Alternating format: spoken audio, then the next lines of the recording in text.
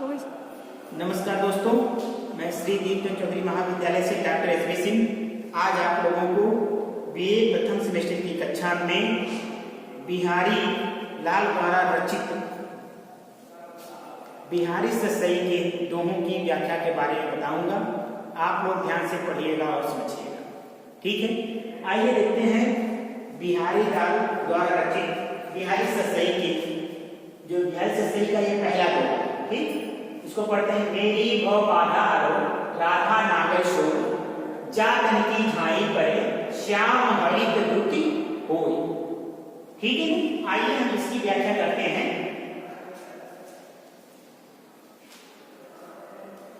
संदर्भ क्या लिखोगे आप लोग बच्चों? प्रस्तुत पद्यावतरण रीति काल के रीति सिद्ध काव्य धारा के प्रवर्तक या जनक महाकवि कविवर बिहारी लाल द्वारा रचित प्रसिद्ध सतसई बिहारी सतसई से अवतरित है,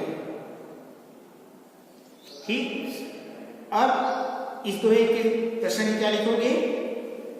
यहां पर कविवर बिहारी लाल ने अपनी सतसई यानी बिहारी सतसई का आरंभ करने के लिए निर्विघ्न समाप्ति के लिए मंगलाचरण के रूप में यह दोहा लिखा है, ठीक। और अपनी आराध्या देवी अर्थात राधा से भव बाधा सांसारिक कष्टों के निवारण की प्रार्थना करते हैं, ठीक है ना।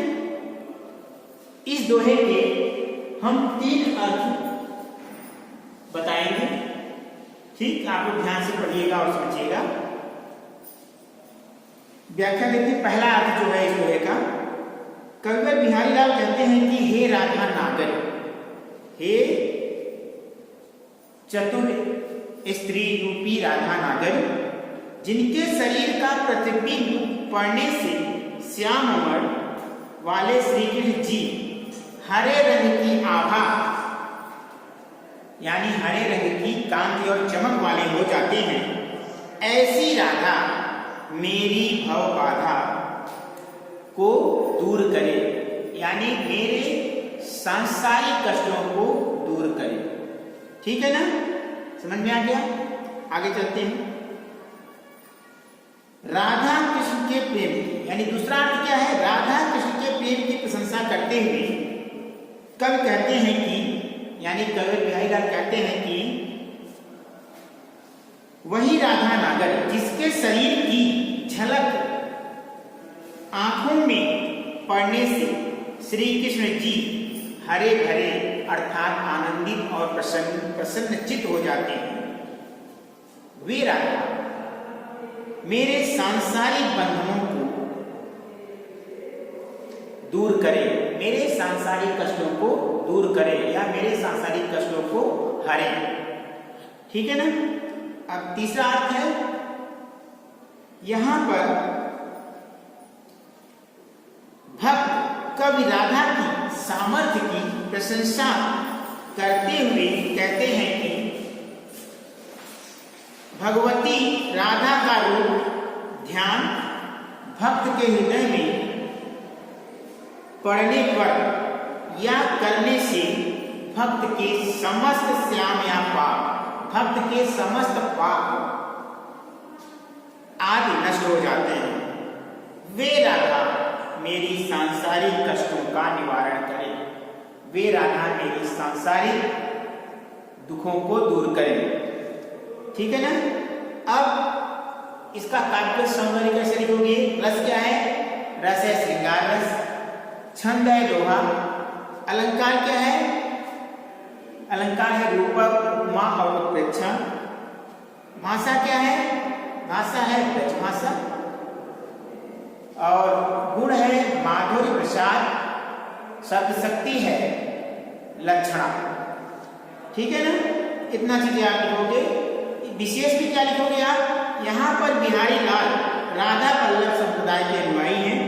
इस राधा संप्रदाय में राधा का विशेष महत्व है, अतः कवि राधा से ही भव बाधा हरने के लिए प्रार्थना करता है, ठीक। यदि सतसई की निर्विघ्न समाप्ति की कामना करते हुए मंगलाचरण के रूप में लिखे इस दोहे में श्रृंगार रस के प्रवर्तक राधा एवं श्री कृष्ण विष्णु एवं लक्ष्मी की स्तुति की गई है। हरा भरा होना मुहावरे का सफल प्रयोग है।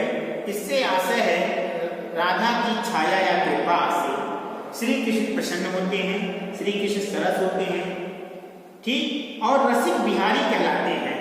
इसीलिए श्री कृष्ण को रसिक बिहारी कहा जाता है। हरित रंग की झाई संताप हारक होती है। राधा की झाई पड़ते ही श्याम तमोगुण भी विशिष्ट शांतिदायक हो जाते हैं। हर स्तुति में राधा की है और नकृष्ण की है, किंतु दोनों के मिलने से हरित वर्ण की उत्पत्ति होती है और तभी वे शांत दीपक बनते हैं। ठीक है, आपको समझ में आ गया? आगे चलते हैं, दूसरा दोहा पढ़ते हैं।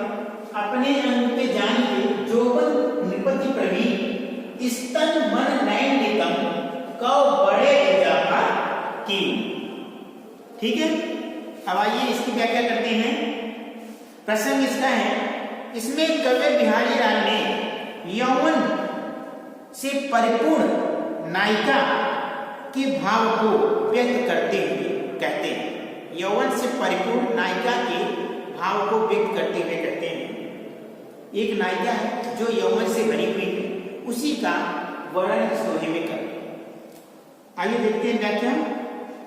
कवि बिहारी लाल कहते हैं कि यौवन रूपी, यौवन से बनी हुई नायिका परिपूर्ण चतुर नृपत, ठीक, चतुर नृपत, नृपत मतलब राजा, चतुर राजा ने अपने पक्ष को जानकर नव यौवना नई नवेली यौवन से परिपूर्ण नायिका मुग्धा नायिका के स्तनों, मन, नेत्रों और नितंबों में अतीव वृद्धि कर दी है। ठीक, समझ में आ गया? यहां पर यौवन में नृपत का आरोप होने से रूपक अलंकार है। यौवन में नृपति का आरोप होने से रूपक अलंकार है। यौनावस्था में नायिका के अंग स्वभावतः बढ़ जाते हैं। ठीक, यहां पर इजाफा जो है यह फारसी शब्द है। आइए आगे चलते हैं।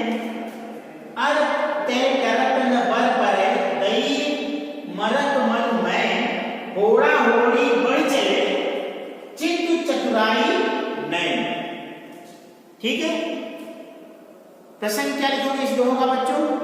प्रश्न, इस दोहे में नव यौवना नायिका की शोभा से रीझ कर नायक, शोभा से प्रसन्न होकर आनंदित होकर नायक उसकी प्रशंसा करता हुआ अपने मन में कहता है।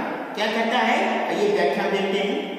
व्याख्या, नायक कह रहा है, कवि बिहारी लाल कहते हैं कि नायक कह रहा है कि इस नायिका से चित्त या मन की चतुराई और नयन दोनों में मानो आपस में आगे बढ़ने की होड़ लग गई। लगता है दोनों को कामदेव ने प्रोत्साहन या बढ़ावा दे दिया है, इसलिए दोनों अपनी हट से नहीं डरते। अपनी अपनी जगह दोनों बलवान हो गए। ठीक, भाव यह है कि यौवन के आने पर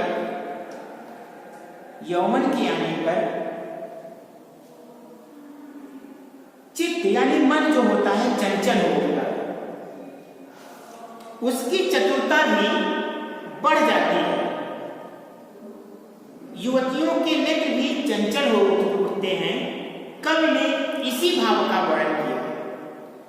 विशेष में क्या लिखोगे आप? इसमें यौनावस्था में होने वाले मनोवैज्ञानिक एवं स्वभावगत परिवर्तन का यथार्थ उल्लेख किया। इसमें उत्प्रेक्षा अलंकार है और ब्रज भाषा का प्रयोग किया गया है, माधुर्य गुण है और श्रृंगार रस का सुंदर चित्रण इस दोहे में किया गया है। ठीक है बच्चों, आज के लिए इतना ही। उम्मीद करता हूं कि मैंने आपको जो बिहारी ससई के दोहों की व्याख्या के बारे में बताया वह आपको अच्छी तरह से समझ में आ गया होगा। बहुत बहुत धन्यवाद।